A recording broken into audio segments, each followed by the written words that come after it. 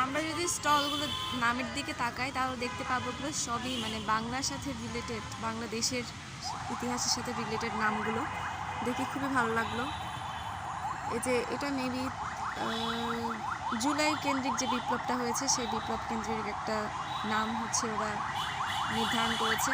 আর এই যে 6 দফার 66, এরপর দেখতে পাচ্ছি অভ্যুত্থান 69, মুক্তি 71,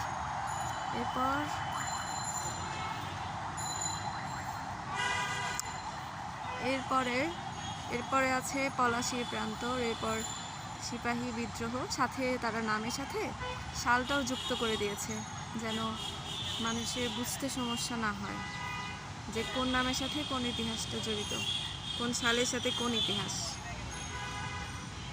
বিষণ্ণ প্রহর 1947, স্বাধীনতা 26, গণ আন্দোলন 90, 15 জুলাই, প্রতিরোধ জাগরণের 5ই জুন, নতুন দিগন্ত 24, তারপর নিরাপদ সড়ক 18, সংহতি 7, দ্রোহ 2, লং মার্চের 5 আগস্ট 99, এক দফার 3 আগস্ট, শিখা চিরন্তন, সংসপ্তক, 47-এর বিভক্তি বা নিরঙ্কুশের 70, অক্ষর 21, 9 দফা, অপরাজেয় বাংলা।